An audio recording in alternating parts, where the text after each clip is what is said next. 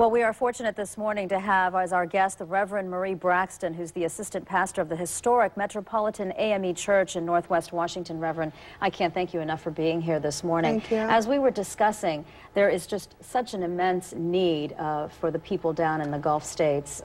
What are the churches here in Washington, the African-American churches in particular, doing to help the folks who are down there now? Well, there's so many denominations, and I certainly cannot speak on behalf of any denomination other than my own. Metropolitan AME Church, which is the historic church in the Washington area, located just about 6 blocks from the White House, is planning to take a caravan of supplies to that stricken area. We are going, hopefully, on Thursday evening to Jackson, Mississippi, and also Baton Rouge, Louisiana, to take badly needed items that have been requested by our denomination. Are you looking for donations for those items? We're looking for donations. Because our church is located in the heart of the business area in downtown Washington, we're calling on the business community to come and support this endeavor. Beginning on tomorrow, Monday, Labor Day, people may come and bring non-perishable items. We're looking for baby food, diapers, water, personal hygiene items, anything that they can bring. If they don't have items, they can certainly bring contributions. We'll be at the church from 8 until 3 on tomorrow, Labor Day, and from 8 until 8 Tuesday, Wednesday, and Thursday.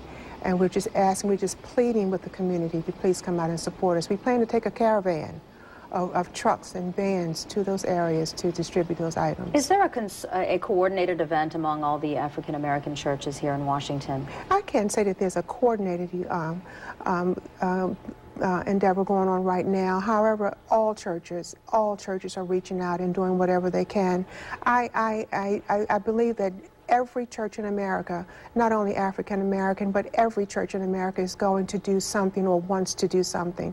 So I don't think that we can contain it to only African American churches, though over 67% of the people who were stricken in that area are African Americans. But I think all churches are reaching out and helping. And all people. I mean, this all is the people. kind of event that we've all been watching unfold on television with incredible disbelief. Yes.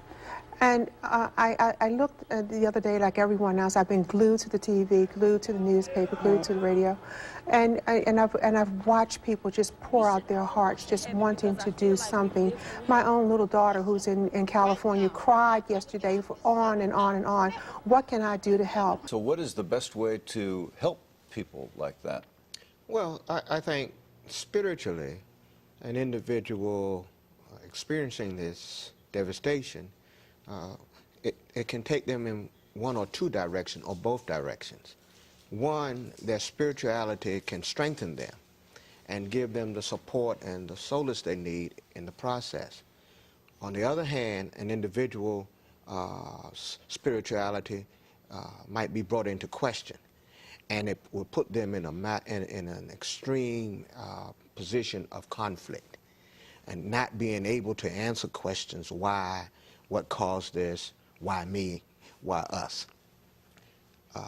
Spiritually, I think they can be helped best by hearing them and then offering them at their level of spirituality at that particular moment in their lives.